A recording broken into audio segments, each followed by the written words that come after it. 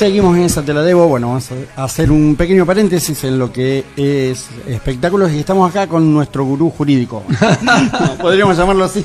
¿Qué tal? Buenas noches, ¿cómo estás, Gustavo? Buenas noches, José. Muchas gracias. Bueno, mirá qué recibimiento, qué era. Siempre como que me siento aplaudido. ¿Viste? Bueno, lo importante, ¿cuántos programas llevas acá? ¿Tres? Tres, cuatro. Tres. No más de eso. ¿Estás Sí. cómodo? ¿Estás bien? Ah, estoy espectacular. Qué grande la producción. No, Terzo, yo tengo ¿verdad? 3 grabados, este es el cuarto. Puede pasar. La verdad que es una comodidad terrible, no hemos hecho una comida todavía. No, es que venimos Sí muy bebimos complicado. el miércoles pasado. Yo te digo, venimos complicados con el tema de la comida, que ya estamos pensando en la de fin de año. No. Porque con el tema de mis viajes, de ida, vuelta, que esto, que lo otro, nunca estamos de acuerdo. Andrea, que tiene teatro, yo que con los viajes. Bueno, demasiado, ¿qué más querés? Se va como 20 mangos el colectivo, vos no sé de qué te quejás. Estás... Piquete en la radio. Bueno, ¿qué temas tenemos hoy? Mirá, hay un tema muy importante para nosotros. A mí me toca como técnico de fútbol, director técnico recibido, y nos toca a todos los recibidos en el país, que somos muchos más de los que figuramos en televisión, en radio, sino los que trabajamos día a día con los chicos de todo nuestro país. Vos sabés que el ser humano argentino juega al fútbol desde los 5 años y que está lleno de clubes por todo el país. Entonces, durante 26 años estuvimos dentro de una conducción que no nos dio absolutamente nada, ni obra social, ni un sueldo garantizado, ni capacitación. ¿Quién está a cargo ahí a nivel nacional? En este momento, y eso te quería contar, ATFA, que es como se llama, Asociación de Técnicos de Fútbol Argentino, está acéfalo. Es decir, durante 26 años estuvo a cargo de Victorio Coco, un ex jugador de San Lorenzo. Una gloria. Una gloria de San Lorenzo, que tenía su mercado tomado y arreglado y solucionado con los que eran técnicos de primera A, B Nacional y no mucho más. El problema pasa con todos los otros, que son la mayoría. Entonces, bueno, nosotros empezamos a trabajar en Rosario en febrero con un grupo de técnicos donde queríamos darle todo lo que no teníamos. Y bueno, el primer paso era ganar una elección. Las elecciones eran el 12 de agosto. Poco a poco nos sumamos a una lista en Capital Federal, que en un principio se unió, se formó con Ricardo Caruso Lombardi y en nuestro mundialista Oscar Garré. Y ahí empezamos a andar, empezamos a visitar provincias, ciudades, trabajamos muchísimo por lo que era 20 puntos fundamentales que queríamos reivindicar del técnico de fútbol argentino. Vamos a ir primero por el número 1, 2, 3, lo que consigamos, para empezar el camino. Perdón, sí. ¿Abarcaría a todas las categorías, como decía, hasta los chicos? Todas las categorías. Nuestro objetivo, te diría primario, es que justamente los chicos, en donde no se tiene en cuenta que la dirección técnica debe ser por una persona capaz, que tenga pedagogía, que haya estudiado algo de psicología, sino que generalmente es el papá de un nene que los empieza a educar futbolísticamente desde niño. Nosotros queremos todo lo contrario. Lo que pasa es que ahí también se mezcla lo social, me parece. Totalmente. Bueno, el fútbol es Lo que pasa, me refiero en los más chicos, porque viste, la situación no solamente actual, sino el fútbol es un gran contenedor de los chicos. Totalmente. Y formador de la persona, a su vez. Exactamente. Entonces, estoy de acuerdo con lo que vos decís, pero tiene que ser muy prolijo en el sentido de poner una persona dentro de los planes de ustedes, que seguramente lo deben tener, sí, que abarque y se dedique a esa temática, a de los chicos. Mira, no es imposible una persona. Rosario, te hablo de Rosario. Rosario tiene 1.200.000, 300.000 habitantes. Debe tener 6 ligas de niños. Cada liga debe tener 30, 40 clubes. Cada club debe tener hasta 2, y Newell's y Central tienen 6 líneas de cada categoría. Así que imagínate que no es una persona, son cientos de personas que hacen el fútbol. Nosotros lo dividimos entre dos: fútbol babi y fútbol inferiores, ¿no? Donde decimos, el fútbol babi es para formar al jugador de fútbol y aprovechamos todo el tema de contención social y formar a la persona. Inferiores, neta competitividad. se compite para tratar de llegar a Primera División. Primera División es un embudo donde de 100.000 personas llegan una, si llegan. ATFA hoy en día ha sido intervenida por el Ministerio de Trabajo.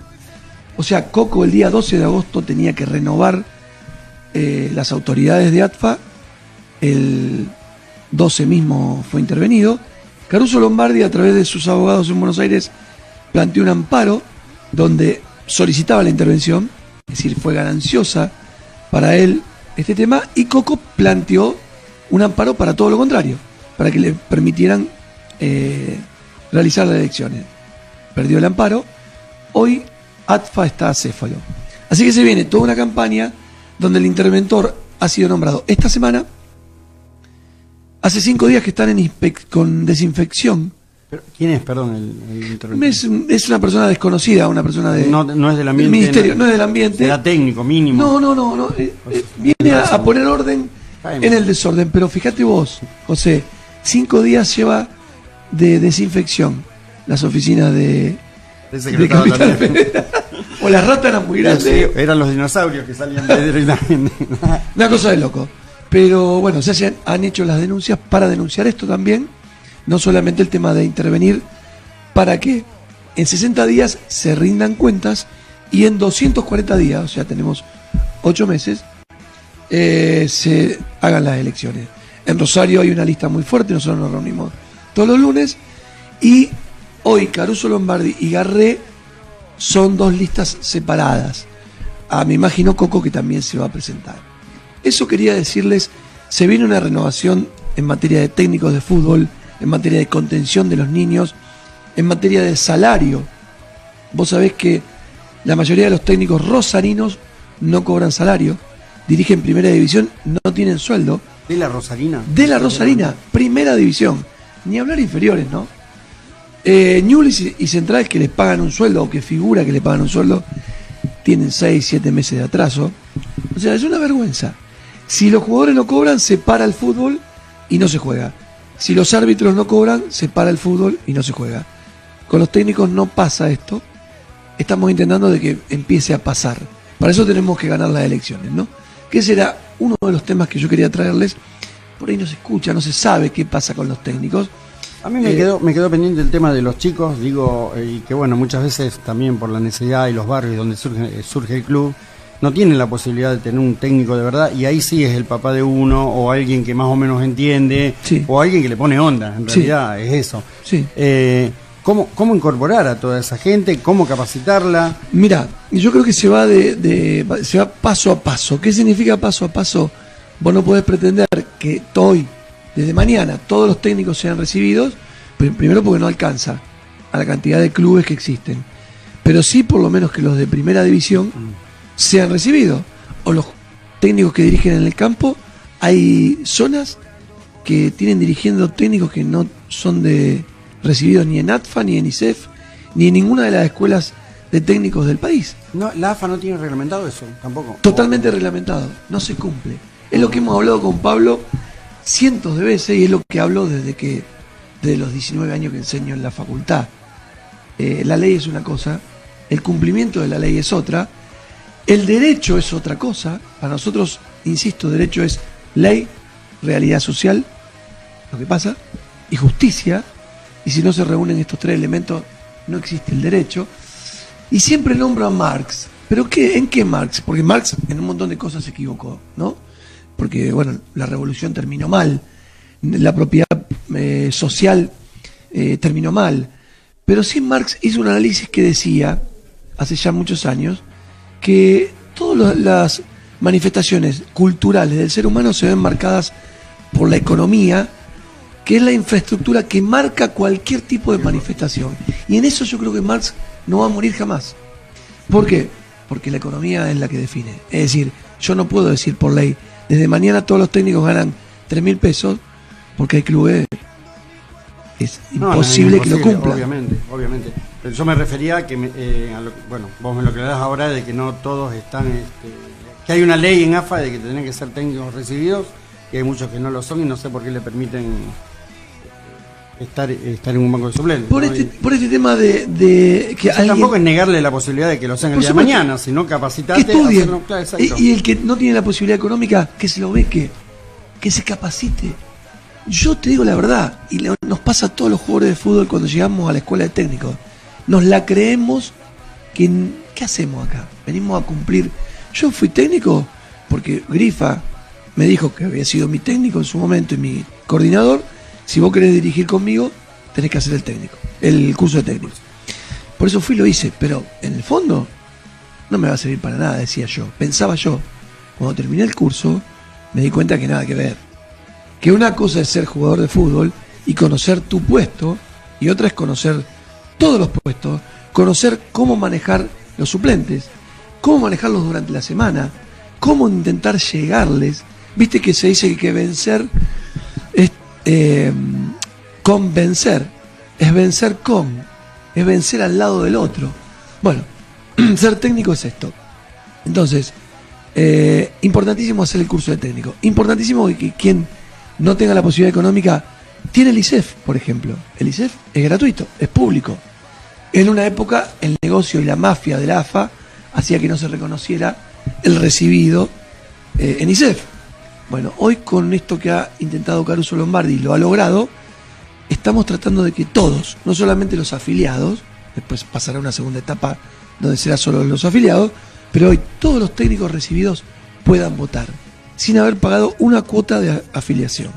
Vamos a ver, después le voy a seguir contando cómo... No, yo como buen fanático, el fútbol no es el fuerte mío, pues sí el básquet.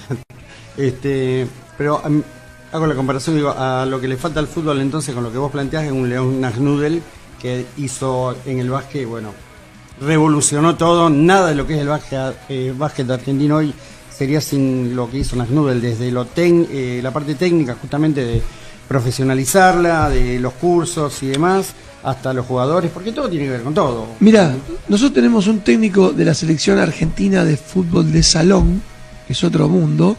Yo he jugado juego en las dos historias, que ha copiado mucho del básquet.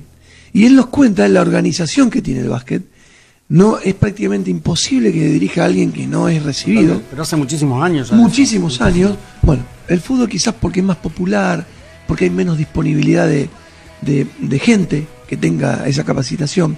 Yo le decía, le contaba hoy a una persona que hablábamos sobre Gio Lo Celso, que tuve la suerte de dirigir.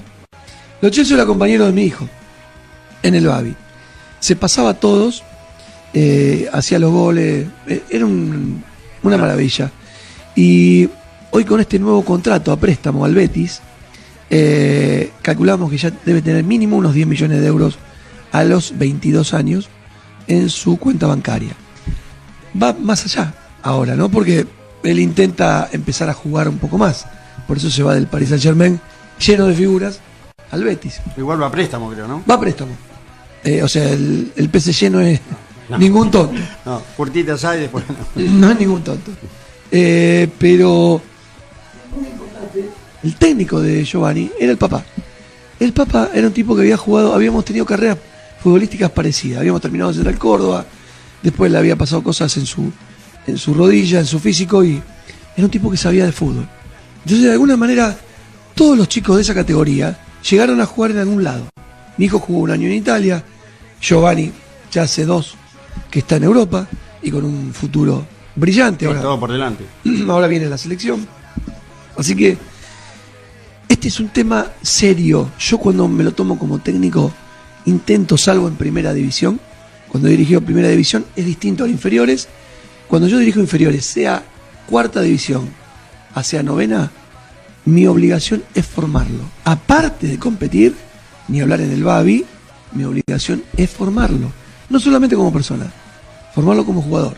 La recepción de cuando llega un técnico como vos, con todos los estudios, la experiencia y demás, a un plantel que te debe haber pasado tal vez, que bueno, son chicos que trabajan, que laburan y que les gusta jugar a la pelota y nada más.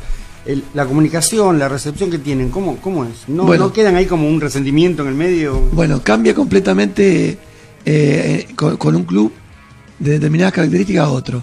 Me ha pasado dirigir Tiro Federal, donde mis jugadores pugnaban por llegar a una primera de un federal donde hay una remuneración económica, donde es netamente profesional, y muchos eran estudiantes.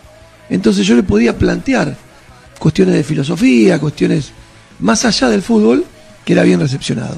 Y me ha pasado en otros clubes, que no voy a decir, de gente muy humilde, donde cuando yo iba con cuestiones filosóficas, Nada. la recepción era nula. Entonces está buenísimo en el técnico poder adaptarse al jugador. Siempre uno debe insistir en su modelo, en el modelo. Pero como decía el Tata Martino, yo con Newell's del 2013 juego por abajo, porque tengo jugadores para jugar por abajo. Pero con el Paraguay anterior a ese Newell's, yo tenía todos jugadores que sabían jugar por arriba. ¿Qué lo iba a hacer jugar por abajo? Es adaptarse a uno y a otro. José, hay un tema que quiero hoy que no se nos pase, que es que Julieta Silva ha sido condenada a 3 años y 9 meses de prisión por accidente. Fíjate cómo son los medios. Cuando, no voy a opinar, discúlpame. Me voy a casar, tengo mi opinión formada. Cuando Julieta mata al chico del rugby, se mostraban imágenes en la televisión donde ella lo pisaba, lo volvía a pisar, lo pisaba, lo volvía a pisar. Hoy, con las imágenes del juicio, ya parecía que no fue tan así. Solamente lo pisó una vez por arriba y se tejieron un montón de historias. Fíjate lo que es el derecho, ¿no? Es decir, la misma ley, el mismo hecho, sin embargo, un fiscal pide 14 años de prisión para Julieta, un querellante, es decir, el abogado de los familiares del fallecido, pide prisión perpetua o 20 años por homicidio con dolo eventual, que no sé si tenemos tiempo, pero algún día vamos a explicar lo que es la culpa, el dolo eventual, la culpa grave. Acá por dolo eventual agravado por el vínculo, porque eran pareja, y sin embargo tenemos un juzgado con los jueces, con 3 jueces, que dicen 3 años y 9 años de prisión, y le mantengo la prisión domiciliaria, porque Julieta estaba en prisión domiciliaria. O sea que no va a ir a la cárcel. No va a la cárcel. Va a quedarse en su casa tranquila después de haber matado a su novio, diciendo el juzgado, el tribunal, que fue un accidente. Cuando hay muchas dudas, ¿no? El fiscal pedía 14 años porque decía, hay un homicidio, es agravado, pero es bajo una emoción violenta. Porque se acreditó, hoy veía las imágenes, que ellos estaban discutiendo por algún tema de celos, alguna cuestión así. Fortunato, que es el fallecido, que era rugbyer, se ve perjudicado por esta historia que decimos que el derecho es ley, realidad social y justicia. Porque tenemos 3 años contra perpetua. Una bestialidad. Tenemos uno en el medio que pide 14.